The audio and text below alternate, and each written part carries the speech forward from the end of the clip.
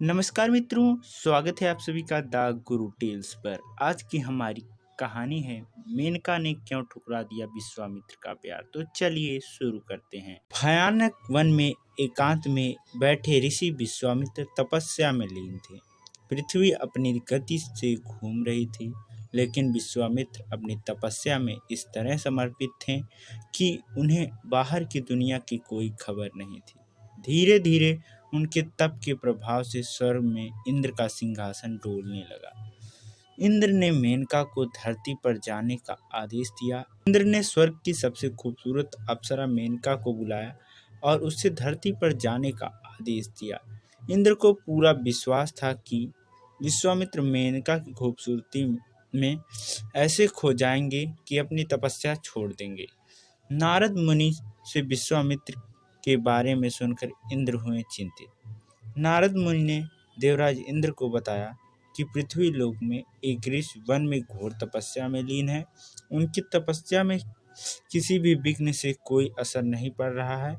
यह सुनकर इंद्र को अपने इंद्रासन यानी इंद्रलोक की सत्ता जाने का भय सताने लगा। विश्वामित्र की तपस्या भंग करना आसान नहीं था।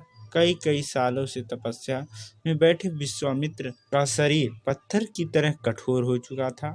उन पर मेनका की उपस्थिति या खूबसूरती का कोई असर नहीं पड़ा।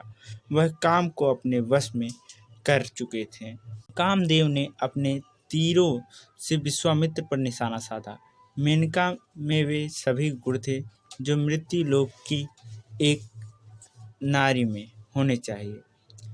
इसके अलावा सुंदरता की मूरत अप्सरा मेनका अपने आप में ही आकर्षण का केंद्र थी, लेकिन ऋषि के तप को भंग करना आसान कार्य नहीं था। कामदेव ने भी विश्वामित्र पर अपना तीर चलाए और इस योजना में मेनका और इंद्र का साथ दिया। कामदेव के तीरों का जादू विश्वामित्र पर चल गया। आखिरकार कामदेव के कामुक तीरों का जादू ऋषि विश्वामित्र पर चल गया। वह मेनका के रूप और सौंदर्य की ओर ऐसे आकर्षित हुए कि तपस्या से उठ खड़े हुए। विश्वामित्र के हृदय में मेनका के लिए प्रेम के अंकुर फूटने लगे। मेनका के मन में भी विश्वामित्र के प्रति प्रेम पनपने लगा। अप्सरा मेनका जिस योजना के साथ धरती पर आई थी, वह काम तो सफल हो गया था। ऋषि की तपस्या भंग हो चुकी थी, लेकिन अब वह भी मन में उनके प्रति प्रेम का अनुभव करने लगी थी। मेनका ने अपने बारे में ऋषि को कुछ नहीं बताया। उसे उनके क्रोध से डर लगता था। कुछ समय बाद दोनों ने शादी कर ली। मेनका ने एक पुत्री को जन्म दिया।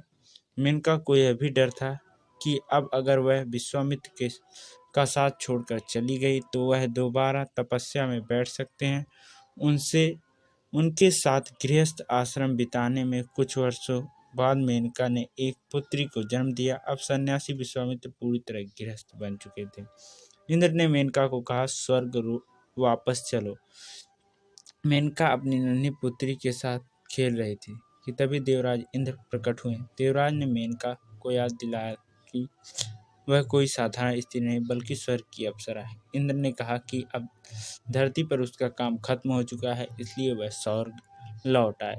इंद्र की बात सुनकर मेनका विलाप करने लगी। मेनका अपनी पुत्री और पति को छोड़कर वापस नहीं जाना चाहती थी। वह विलाप करने लगी। इंद्र ने मेनका से कहा, अगर तुम स्वर्ग नहीं लौटी तो मैं तुम्हें शिला बना दूंगा। तो यही थी आज की कहानी दोस्तों। अगर आपको कहानी पसंद आई हो तो इस चैनल को सब्सक्राइब करें और ऐसी ही और कहानियाँ देखने के लिए हमारे वीडियो को लाइक करके बेल नोटिफिकेशन को भी जरूर ऑन कर लें, ताकि आपको आने वाली वीडियोज़ की नोटिफिकेशन मिल सके सबसे पहले। मिलते हैं किसी नेक्स्ट वीडियो में, तब तक के लिए जय हिंद, वंदे मातरम।